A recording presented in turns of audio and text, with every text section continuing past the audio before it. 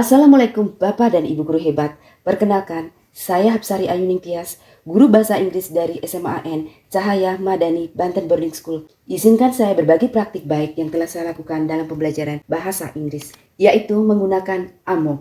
AMOG adalah metode pengajaran yang dimunculkan oleh Ki Hajar Dewantara, di mana metode tersebut menggabungkan antara pengajaran ilmu pengetahuan dan budi pekerti. Kata AMOG tersebut menginspirasi saya untuk menerapkan metode AMOG dengan perspektif A adalah amati apa yang terjadi dengan peserta didik saya dan bagaimana kondisi mereka. Mengerti apa yang mereka sukai dan mereka butuhkan sesuai dengan kodrat alam dan kodrat zaman. O adalah olah karya dan olah krida yang memiliki makna buat rencana pembelajaran dan bahan ajar yang mereka butuhkan serta terapkan. Nyata. Dan G, gunakan dalam kehidupan sehari-hari baik di lingkungan sekolah maupun di lingkungan asrama. Saya menerapkan metode AMOG dan mengintegrasikan dengan kearifan lokal SMAN Cahaya Madani Banten Boarding School yang merupakan sekolah berasrama, yaitu Self-Positive Discipline. Metode AMOG saya rumuskan ketika saya sering melihat penurunan sikap kepedulian sosial peserta didik di lingkungan sekolah. Dalam menerapkan metode AMOG, langkah awal yaitu amati. Ketika saya mengamati, nampak peserta didik saya sangat menyukai penggunaan teknologi. Baik di sela-sela waktu kosong ataupun di saat pembelajaran. Mereka nampak sangat menyukai menggunakan laptop. Namun, di lain sisi, peserta didik saya kurang begitu peduli dengan lingkungan sekitar mereka. Saya melihat banyak sampah berserakan di dekat tempat sampah di depan kelas. Air minuman yang mengenang di lantai dan sepatu-sepatu yang tidak tertata rapi di rak. Maka, saya mengerti tentang apa yang peserta didik saya sukai dan butuhkan, sesuai dengan kodrat alam dan kodrat zaman mereka. Mereka menyukai penggunaan teknologi, namun di sisi lain mereka membutuhkan adanya peningkatan rasa kepedulian terhadap lingkungan sekitar mereka. Selanjutnya, dari hasil belajar mereka di kelas akan diterapkan dalam kehidupan sehari-hari, baik di lingkungan sekolah maupun di lingkungan asrama.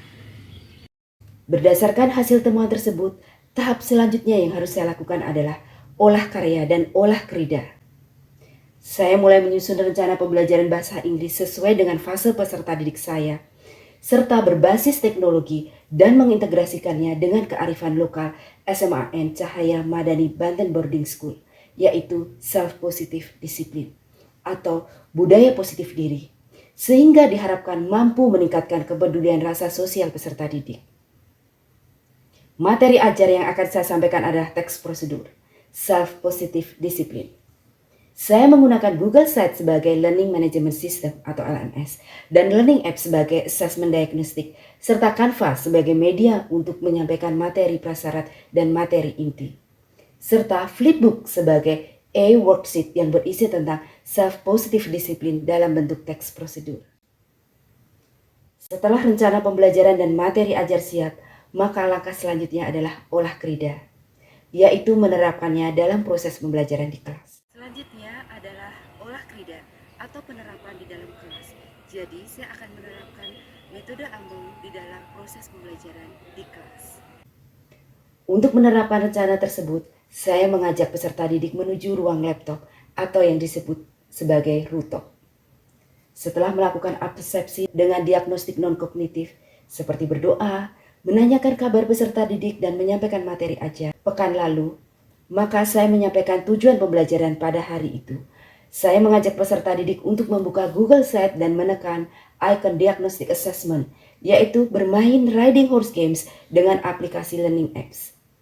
Games tersebut berisi tentang Diagnostic Assessment untuk menuju pembelajaran teks prosedur.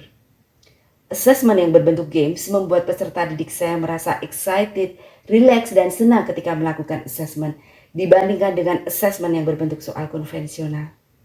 Setelah assessment diagnostik, saya mulai menerapkan pendekatan terdiferensiasi proses dan konten. Dari hasil diagnostik assessment tersebut, saya mengelompokkan peserta didik menjadi 2 kelompok.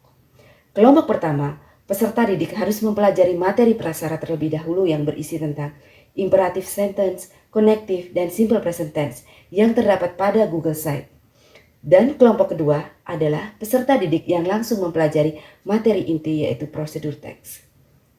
Untuk peserta didik yang langsung mempelajari materi inti, Saya mengajak beberapa dari mereka untuk masuk ke dalam grup materi prasyarat menjadi tutor sebaya, sembari mereka mempelajari materi inti.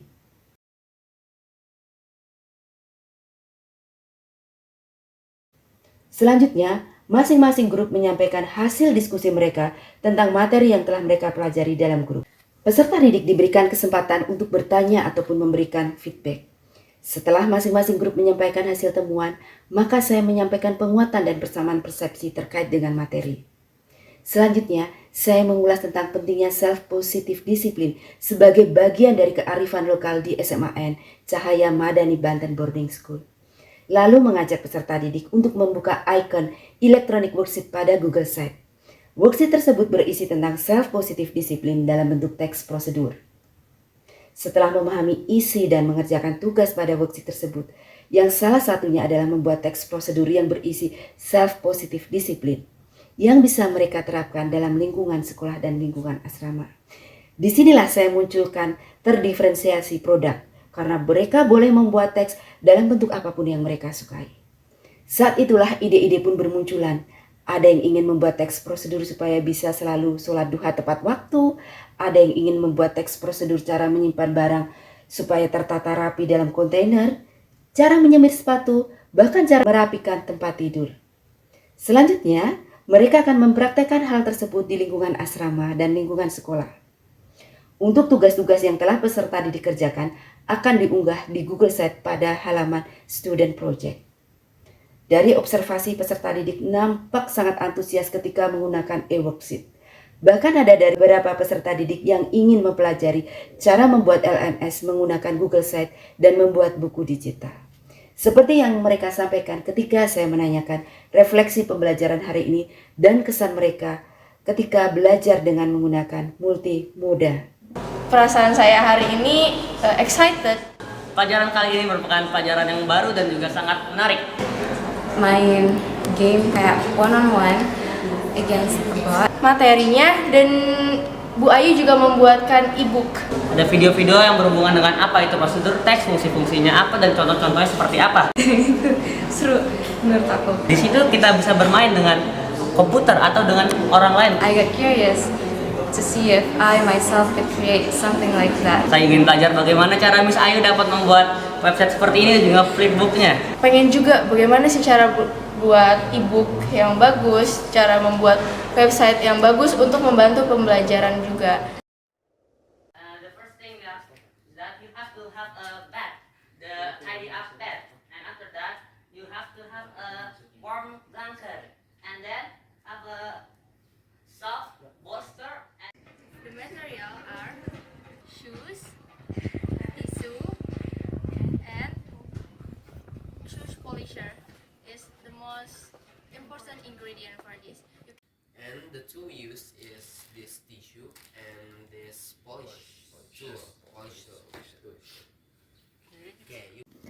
Refleksi saya tentang metode Among yang telah saya terapkan sebagai olah karya, olah rasa, prosedur teks self-positive disiplin adalah pembelajaran yang sesuai dengan kodrat alam dan kodrat zaman, yaitu penggunaan teknologi dan apa yang peserta didik butuhkan akan jauh lebih efektif dan berdampak signifikan terhadap pemahaman peserta didik yang merupakan digital native. Namun, hal itu harus disertai dengan sarana-prasarana yang memadai baik dari lingkungan sekolah maupun dari peserta didik.